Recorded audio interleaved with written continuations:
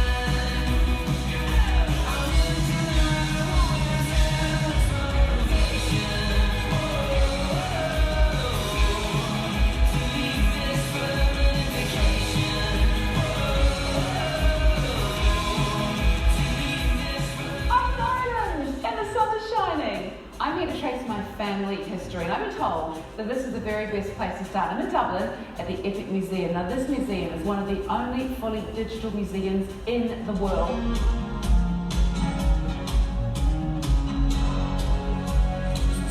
La contea di Donegal è la figlia indomabile d'Irlanda. Hi, I'm Colin Kelly and this is Family Travel. Welcome to Ireland's wild Atlantic Way.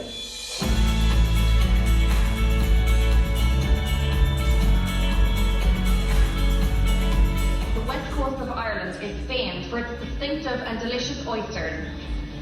Oysters are said to be an aphrodisiac, so I'm going to find out if they really are the food of love. Irlanda, un país y mucha cultura. Se junta la tradición de la música, la comida y la cerveza. Kildare County is home to many of the world's leading horse breeders. I went to take a look at the Irish National Stud and see what goes into breeding racing champions.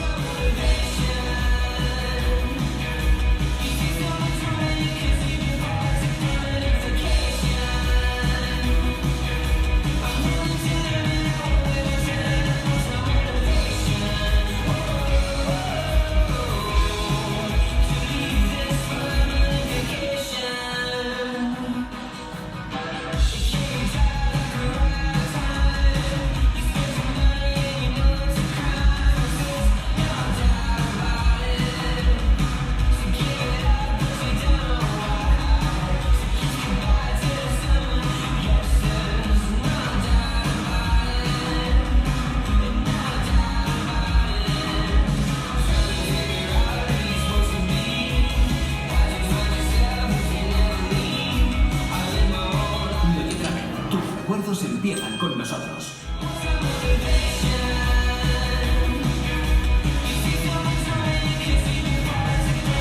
I'm Eoghan Young. CTV and WestJet want to fly you aboard WestJet's new 787 Dreamliner non-stop from Calgary to Dublin.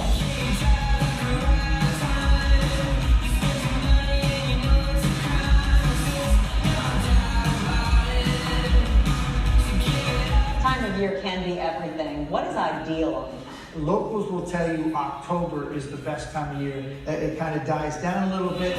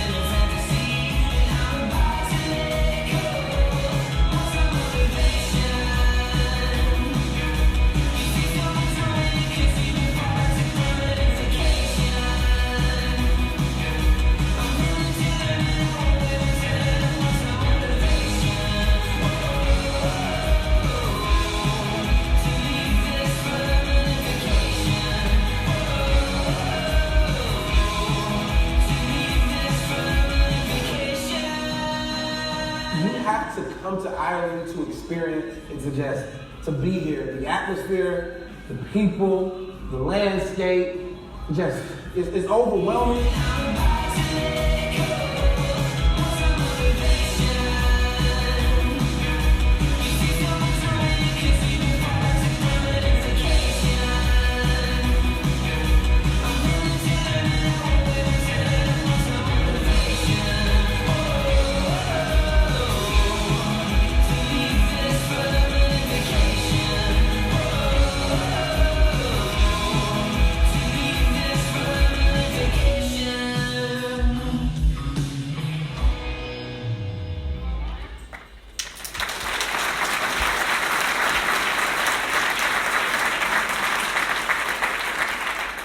It's hard to squeeze 365 days into 5 minutes, but it's a good effort. But I want to say thank you to all the members of the industry that have worked with us in collaboration across the globe. It's a great showcase and our reputation's in very good shape. Just to reflect very briefly on how 2019 is going to turn out, it's been a very mixed bag of the year. We came off the back of a very strong 2018, and the markets have all showed a very mixed picture, and it depends on what part of the country you're in. But we divide our main markets into 4 areas. The first one being North America, which has been a spectacular performer over the last 7 years. We've seen the market double, and we still expect to see 2% revenue growth in North America this year, although flat performance in terms of visitor numbers. In relation to Great Britain, we expect to see a spend of €1.4 billion, down 3%, driven by 4.7 million visitors to the island of Ireland. That's a remarkable performance, I think, given the uncertainties that we've experienced during the year in Brexit, coming up to the end of March, the middle of April and the end of October. In relation to mainland Europe, which again has been a star performer for Irish tourism over the last decade, we'll see spend likely to decline by 3% to €1.9 billion. And in our further away markets like Australia, China, we're going to see an increase in numbers to about 735,000, but the spend down fractionally to 647 million. Now, when you put all that together, what does it mean for the island of Ireland as a whole? Well, we anticipate that when the final numbers are counted for this year, a spend of €5.8 billion, driven by 11.2 million visitors. So that's a decline of less than 2% on the spend, driven by a flat performance in terms of overall visitor numbers. But more importantly, 325,000 people employed in the industry, and that's something that we have to keep on shouting about, and we do to the Minister all the time, because it means that 10% of total employment in the island of Ireland is tied into tourism. We are actually the biggest employers and a really important force for good in the years ahead. So that's really a quick summary in relation to where we are on 2019. Now it's time to take a look at the next chapter, which is a strategy heading out for the next 3 years to 2022. And what we are seeing is a very much more mixed pattern of growth over the next 3 years. It's going to be far more uneven. For example, next year what we're anticipating is that for the Republic of Ireland here, growth in revenue of approximately 3%, delivered by 1% increase in visitor numbers. Now there's 5 key factors that are underpinning that are driving uncertainty in the international marketplace. We know for Brexit, we've been dealing with that for the last 3.5 years, and thanks to all the members of the UK-based Brexit task force, we've done 5 waves of research, and the key finding right now is that the uncertainty in the mindset of the British consumer has also started to travel into mainland Europe and is impacting on travel patterns for 2020 from Germany and France. Value for money is absolutely critical. We know the ratings have been declining in the last number of years from overseas markets, and we can't afford for that to continue. We have to be out there offering better value than our competitors. It's a very competitive world out there. After 8 solid years of growth on the air access front, we've seen a decline for the first time this winter, with the winter air access schedule having 4% less seats than we did this time last year, mainly driven by North America and the withdrawal of Norwegian from the 4 airports around the island of Ireland. And we're also seeing now the Cathay Pacific service from Hong Kong and Hainan service from Beijing withdrawn this winter. And that's the main reason for the decline. And as we head into the summer next year, probably be looking at a more flat picture, but very, very mixed depending on which market you're looking at. I've just come back from a very quick visit to China last week in Hong Kong and Shanghai, and certainly the talk of trade wars, or the prospect of a trade war with America, is weighing heavily on consumers' minds out there, and that's certainly going to impact on consumer travel demand over the next 2 to 3 years. And you can all read the headlines in the newspapers about potential economic slowdowns, Germany being the most prominent country at the moment that we're reading about, and all that going to impact on travel demand in the next number of years. But those factors are there, we don't have control over them. All we can do is analyse and monitor and adjust our plan as best we can. But what we are setting out today is setting out an ambitious stall, I feel, over the next 3 years to drive revenue from tourism to this island by 13% over the next 3 years to €6.54 billion, driven by an increase of 7% in visitors up to 12 million. So what that represents is compound annual growth of over 4%. And given the growth rates we've experienced in the last number of years, I think that's quite ambitious, it's credible. It'll involve all of those factors going our way, but I think collaboration will be key in driving it. Now, there are 5 key factors underpinning our strategy in the next 3 years, and I'm going to take you through each of those. The first one is regional growth, which will receive significant emphasis over the next number of years. Last year I stood here and launched Fill Your Heart with Ireland, which has been really well received around the international marketplace. We filmed the first phase on the northern part of the Wild Atlantic Way, and this year we came around from Northern Ireland down through Ireland's ancient east into Dublin and further down in Ireland's ancient east. And I'm glad to say that the testing of the campaign of the new part for next year in France and US last week tested in the top 3% of adverts ever tested by Millward Brown. So that's a great endorsement. And I'm going to show you the clip that's just been filmed this year that people will be watching in respect of 2020.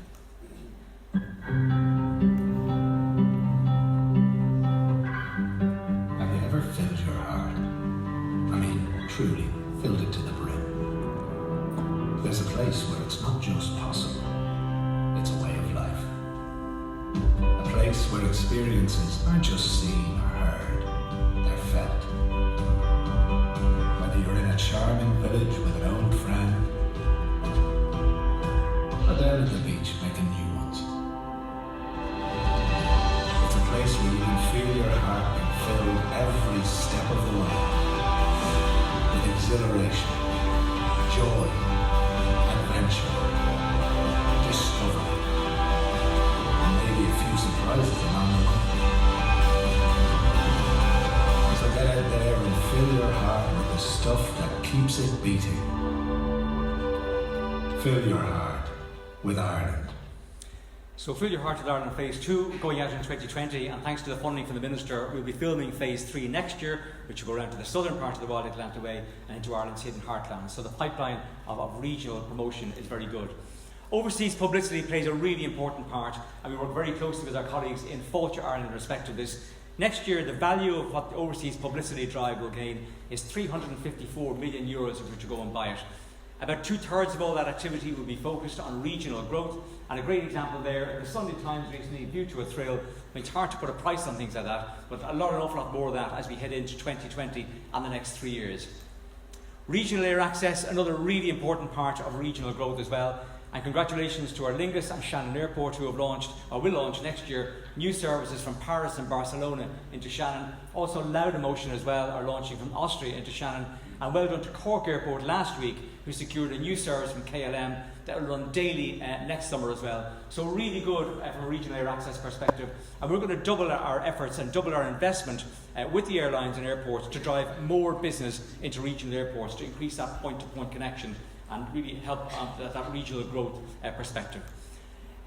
We're also investing in what's called twinning partnerships. So we're going to really accentuate the great success that we've seen from the Wild Atlantic Way, Ireland's ancient east, and now the Ireland's hidden heartlands, and really try to work with regions within those brand destinations to connect them with the marketplace that makes most sense. So 2 practical examples, for example, in our Canadian research last year, Waterford, Wexford and Kilkenny were identified in Ireland's ancient east as really offering something special to the Canadian market in terms of its history. And our team in Canada will be linking in with that part of Ireland next year in terms of doing familiarisation visits from our markets. We've also got the morning show from Canada broadcasting live nationwide in Canada from that part of Ireland to a wide audience next year, and there'll be a lot of campaign work done to build on that success too. We know that, for example, at the CMT show in Stuttgart next year in January, that a delegation from Mayo and Sligo will come out as well, and we'll also work hard on promoting the Cologne service into Knock Airport. So it's really to maximise the regional connections that Ireland has with the international marketplace. And if you don't see your flag on there at the moment, don't worry about it. This is something that will roll out over the next 3 years, and really again is pushing that whole regional growth perspective. The second part of our strategy is the area of season extension. And there's been a lot of success and investment by our colleagues in Fáilte Ireland in the whole regional festival programme, and also just year-round festivals. That gives us a great opportunity to push that sort of October to April season when things are quieter, there's a lot of capacity around, there's really good value for money. And just examples that we'll be pushing in the next 3 years: Taste the Island, Puka, New Year's Festival in Dublin, the St Patrick's Festival, not just the Dublin aspect now, but funding has been received for 3 regional festivals as well, down in Cork, Killarney and Limerick. So it's a great opportunity for St Patrick's. And ones you know already: Bram Stoker, Wexford Opera, May the 4th be with you, and Tradfest. But just some examples of what we'll be pushing in the coming 3 years to get that season extension a bit over the line. Congratulations to our colleagues in Galway who have been awarded the European Capital of Culture 2020. It's an amazing accolade. Well done as well in getting the Lonely Planet top 10 cities to visit in 2020. That's a great platform for us, and Galway 2020 have been out active in the marketplace with us since they started in the German market back in May, and they've been out in many more since. I know they're here today, and they're going to give you brochures on the way out of the programme, and congratulations to Galway 2020. The third component of the strategy: who are we targeting? I've presented this before: culturally curious, social energisers. Culturally curious, briefly, tend to be over the age of 45, tend to like the finer things in life, tend to spend more and stay longer than other customers, so they're really good for our business, and that's where most of our investment goes. Social energisers, still really important, particularly for city breaks, tend to be younger, tend to be under the age of 35 and pre-family. And within those 2 large segments, there are subgroups as well that will be doing more work within the coming 3 years. I want to congratulate Adare Manor on achieving the Ryder Cup in 2026, a great platform for golf now over the next 6 years. We'll be working more in luxury, in soft adventure, in diaspora and LGBTI plus as well. So more opportunities in the coming 3 years in terms of our strategy. The fourth component of our strategy is in the area of transforming our digital marketing. And again, thanks to the investment from the government over the last number of years, we've been able to ramp up our investment, our capital investment in this space, to do 2 things. First of all, we're going to be delivering the right message to the right time, on the right channel, to a much larger audience, and we're moving into the area now of personalised messaging. And just one example of what people expect to see in the international marketplace next year: this is Rob, based over in Great Britain, where you really tailor the message to a particular part of the country. This one down in Waterford, give lots of information on the ease of getting there, what's it going to be like, but really brings information to the consumer that connects them much closer with the destination. We're also launching a new version of Ireland.com that's been worked on over the course of the last year. That'll happen in the 3rd quarter of 2020. And Ireland.com this year will welcome over 23 million unique visitors. That's an increase of about 15%. So the traffic is really, really good. And out of all those 23 million that are coming in, we know that 5 million are going on into industry sites to hopefully book their holiday in Ireland. Now, while digital space is really important and growing in importance, the face-to-face bit is still a core part of our business. And we'll be there at the old reliables like World Travel Market, Flavours of Ireland, and many others as well, our China sales mission. But we're actually going to add additional opportunities for face-to-face opportunities, some adventure ones out in the east and west coast of the United States. There'll be regional roadshows over in Germany as well, and additional luxury opportunities. And do keep an eye on Ireland Industry Opportunities website for all of the things that you can do. And I just want to encourage you to sign up in as big a numbers as you have done in the past, and I think we'll be doing very, very well.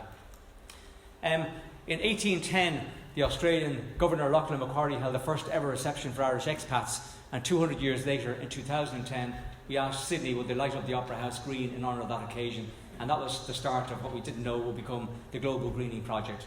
And last year we had 475 global icons in 55 countries light up green, in what gives us an amazing platform to promote Ireland around the globe. And next year we're going to launch Green Tuesday, 17th of March, but all during that week there will be the opportunity to capitalise on the great publicity that Ireland has. No other country has this, where you're trending #1 around the world for all the right reasons. And we'll be putting a call out to the industry in January to get your best offers up there, so we can convert that interest that's out there in Ireland into real business opportunities. So watch this space on our Industry Opportunities website in January for Green Tuesday. It's going to be bigger and better than any Black Friday, I can tell you, and we look forward to it. We look forward to it next year. The fifth and final component of the strategy is about collaboration. I remember standing here at a marketing plans launch 10 years ago, and things were very, very bleak. And there's one thing that we have learned out of crisis is that we are actually good at working together. And we have an industry that networks hard, that really does deliver. And for all the promises that we make in the marketplace, it is delivered on the ground. But we can't take that collaboration for granted. And that's going to be a continuing theme with all our partners over the course of the next 3 years to deliver on the targets that are out there. So what does success look like in 3 years' time? Well, we feel we're putting out quite an ambitious strategy today. The 5 factors that I talked about in the strategy will have to be delivered, but the 5 risks that are out there will have to be managed as well. And what we're saying really is that we'll invest in the markets with the greatest potential. And what we see is the capacity to grow North American revenue by an additional 19%, and the focus here is on the spend, not the visitor numbers, by the way. Our long-haul markets in Australia, China, India by 17%, our mainland European markets by 11% over the next 3 years, and Great Britain by 7%. So when you put all that together, what does the picture look like for the next 3 years? Well, we're setting out a stall today that, working in a collaborative fashion, that the industry can grow the business to the island of Ireland by 13% over the next 3 years. That's a compound average of over 4% per annum, driven by a 7% increase in visitors to 12 million. Now, underpinning everything that we'll be doing in the next number of years is really about sustainability. And our side of the business, which is demand generation, it really is about promoting sustainable business. So we are putting a key focus on delivering business to the regions, putting a big focus on delivering length of stay and the seasonality bit, because that's the bit that's going to sustain the 20,000 plus small businesses in our sector to be there for the long term so they can be passed down to the next generation. And that's what sustainable demand is all about. We were delighted in Tourism Ireland that the World Economic Forum in Switzerland last month issued their biannual Tourism and Travel Competitiveness Report, and that we were ranked the 3rd best in the globe in marketing and branding effectiveness out of 140 countries. We used to be 11th, we got to 9th to 5th to 3rd. It's a great accolade, and it's a tribute to everybody here in the room for all the great work that you've done. And I want to contribute as a compliment to my own teams in the overseas markets who do a great job in promoting us. We're a very small destination, but we pack a punch on the global stage, and thank you to everybody for all the work that you've done.